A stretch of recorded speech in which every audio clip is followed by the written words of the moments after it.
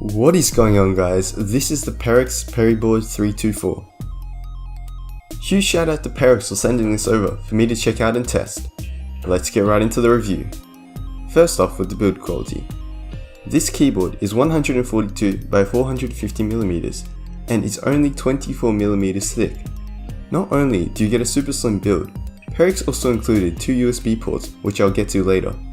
Sadly, there is only one adjustable height, which, depending on your height preference, might be too low. There are 6 rubber stoppers on the bottom, which do an adequate job of preventing the keyboard from sliding while typing. The keycaps are ABS keycaps with backlit keys. Each key is quite large, but extremely easy to press. They use X-scissor membrane keys, which give tactile feedback, but aren't too loud. I typed out quite a few long documents using the Periboard-324 and had no issues with unbalanced resistance or awkward presses. The short travel time for the keys allows for quick responsive typing, but depending on your personal preference, you might not like this design. The backlit keys are a nice addition, but especially at night, the keyboard is extremely bright and the lack of options for changing the brightness is a small issue. Thankfully, they've built in a backlit on-off shortcut by holding FN and home, so when you feel it's too bright, you have the option to turn it off quickly. On the other hand, when it's slightly dark like in the afternoon, the backlit keys come in handy. For those interested in whether you can game on it, the answer is yes. But a mechanical keyboard is a much better option for this. This Periboard-324 isn't advertised as a gamer keyboard, since its build and functionality is more focused on productivity.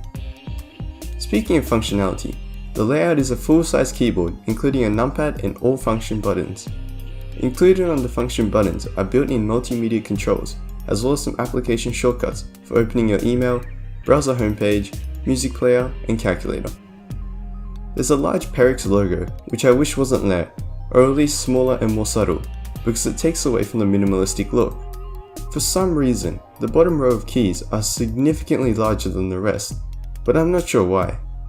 While looking at it, it seems substantially bigger, but when you get typing, you don't notice it at all. There are 3 LED indicators for num, caps, and scroll lock, which are also all lit white.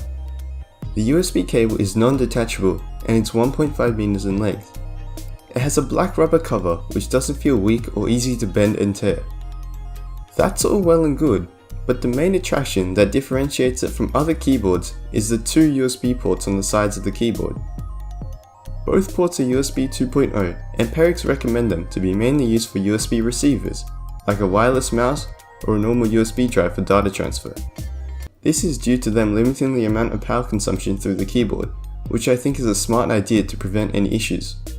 I tried out the ports and had no issues with data and file transferring. I also tested 2 different wireless mice, and again, neither of them ran into any problems. The easy plug and play nature is especially good if you aren't too tech savvy or just don't have the time for troubleshooting errors. Priced at $40 US, this is the type of keyboard that you'll buy if you need something that will last you quite a long time. Just make sure you have the desk space for the Periboard-324 and enough left over for your mouse. Thanks for watching this keyboard review and make sure you subscribe for more content. I'll have another keyboard review up in a few weeks, so stay tuned for that, and until next time, don't forget to keep it real.